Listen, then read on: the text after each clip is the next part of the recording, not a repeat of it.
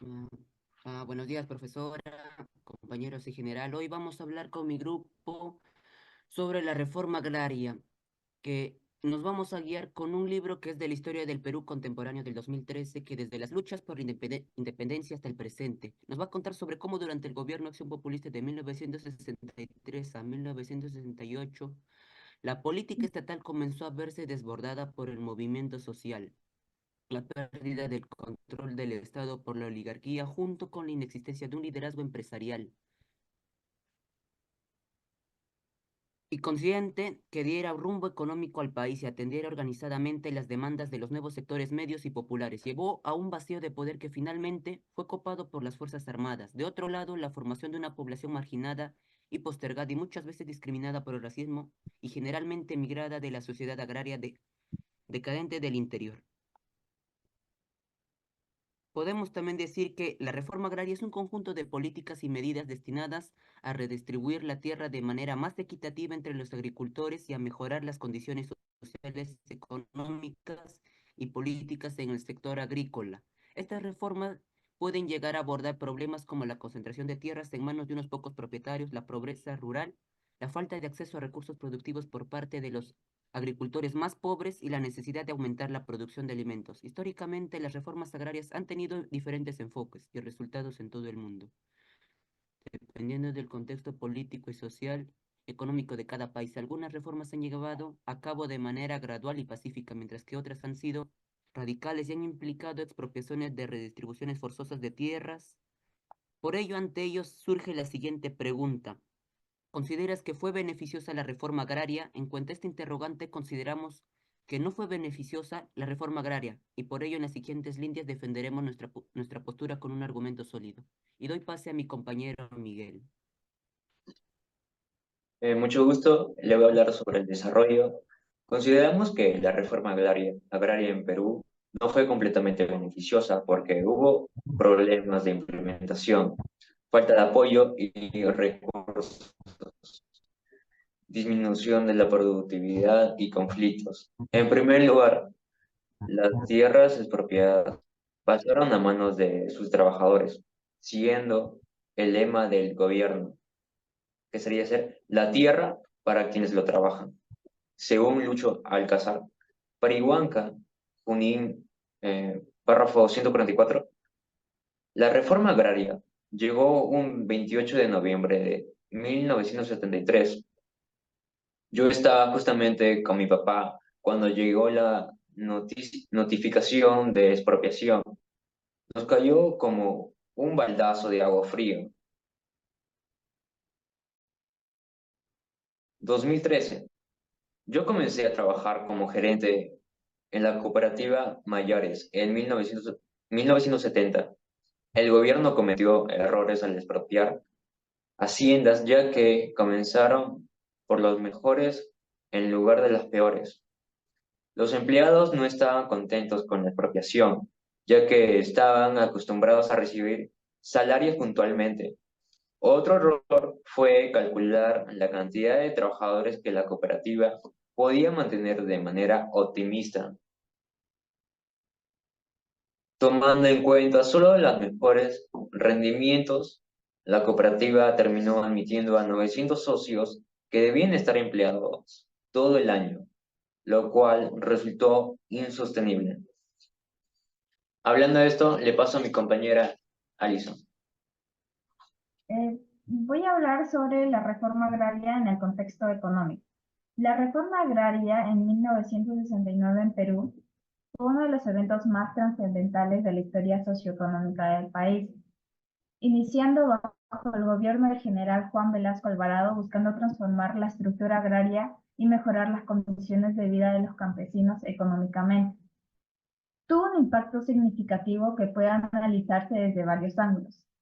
En el contexto previo de la reforma, estaba marcado por una estructura agraria profundamente desigual, donde vastas extensiones de tierra estaban concentradas en manos de unos pocos latifundistas, mientras que la mayoría de población rural vivía en condiciones de pobreza y sin acceso a la tierra propia. Esta concentración de la tierra era vista no solo como una injusticia social, sino también como un obstáculo para el desarrollo económico del país. En 1969, el Derecho de Ley 1771-6, conocida como la Ley de Reforma Agraria, en el gobierno de Juan Velasco Alvarado, comenzó la expropiación de grandes propiedades agrícolas. La reforma tenía como objetivo redistribuir aproximadamente 9 millones de hectáreas de tierra. Este proceso implicó la creación de cooperativas agrarias y sociedades agrícolas de interés social, donde la tierra expropiada se gestionaría colectivamente por los campesinos. Inicialmente, la reforma agraria generó una gran expectativa. Se esperaba que al dar acceso a la tierra a miles de campesinos se estimulara la producción agrícola y se mediera en el campo. Sin embargo, la práctica de implementación encontró numerosos obstáculos. Uno de los principales desafíos fue la eficiencia y la improductividad. Las cooperativas enfrentaron problemas de gestión debido a la falta de experiencia administrativa entre los nuevos propietarios. La transición de una economía agrícola basada en grandes haciendas a un sistema de cooperativas fue compleja. La falta de capital, tecnología y conocimientos técnicos adecuados resultó una disminución inicial en la productividad agrícola.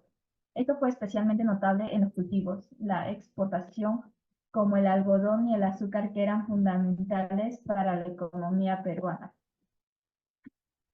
Otro impacto económico significativo fue la fragmentación del mercado agrícola con la redistribución de las tierras. La productividad agrícola se volvió más diversificada, enfocándose en alimentos básicos para el consumo interno. Sin embargo, la desorganización inicial y la falta de infraestructura adecuada como sistemas de riego y camiones dificultaron el aumento sostenido de la producción y la eficiencia.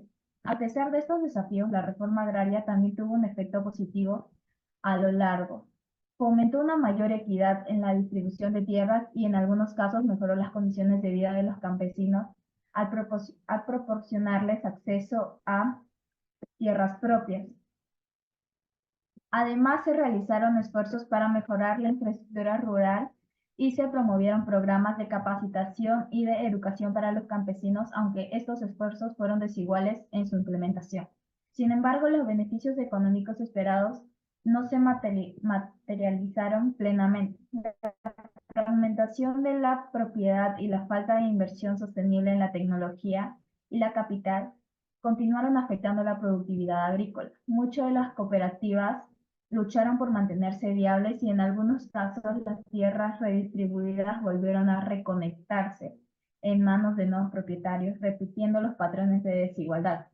En conclusión, la reforma agraria, en términos económicos, representó un intento audaz y ambicioso de transformar la economía agraria y promoverla en la justicia social. Aunque logró distribuir la tierra y brindar accesos a recursos a miles de campesinos, los desafíos en la gestión y la falta de inversión adecuada limitaron sus beneficios económicos.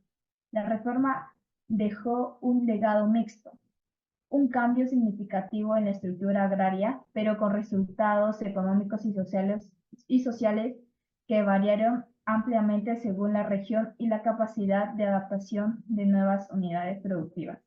Ahora le paso a mi compañera Luana, que va a hablar sobre los aspectos sociales.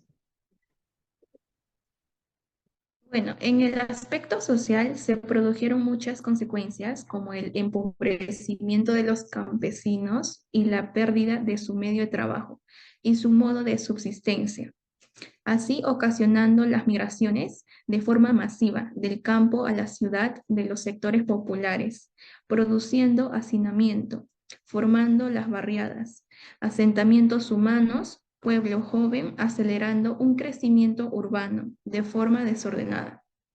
Para tratar de solucionar, se creó las juntas vecinales, que eran pequeñas ciudades con servicios urbanos, integrados, llegando a fracasar este plan piloto a falta de presupuesto. Las permanencias. En la actualidad se sigue percibiendo la desigualdad social y la ineficiencia de las autoridades al momento de ejecutar el presupuesto asignado. Procesos burocráticos a la hora de contratar personal y compras, siendo los más perjudicados los de menos recursos económicos. El Perú es un país multicultural y multiétnico, con una rica diversidad cultural influyendo en la identidad peruana. Algunas consecuencias sociales del reformismo militar en el Perú son la cultura del silencio. El miedo a represalias generó una cultura del silencio, donde la censura y la autocensura se convirtieron en normas comunes, limitando la libertad de expresión y la comunicación abierta. La erosión de la confianza en las instituciones, la militarización y los abusos de poder socavaron la confianza de la población en las instituciones gubernamentales, creando una autoridad y la gobernanza. La resistencia y movimientos sociales. Como respuesta a la represión y violación de derechos humanos, surgieron diversos movimientos de resistencia y organizaciones sociales que lucharon por la recuperación de las libertades y derechos perdidos. El impacto psicológico. El clima de represión y temor constante tuvo un efecto profundo en la salud mental de la población, provocando así traumas y estrés en muchas personas. La desigualdad social. El reformismo militar exacerbó las desigualdades sociales, afectando las comunidades más vulnerables y marginadas. Y por último, la desintegración familiar. La militarización y el ambiente de represión condujeron a la disolución de muchas familias, ya sea por desplazamientos forzados o desapariciones. Ahora le doy pase a mi compañera Katiuska.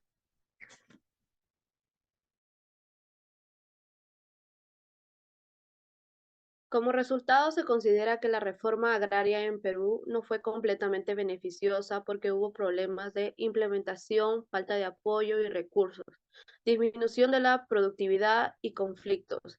Reflexionando sobre estos aspectos, una reforma agraria exitosa va más allá de solo redistribuir tierras. Se necesita planificación integral, apoyo técnico, infraestructura, gestión de conflictos y un marco legal claro. Sin estos elementos, la reforma puede empeorar la desigualdad y pobreza rural.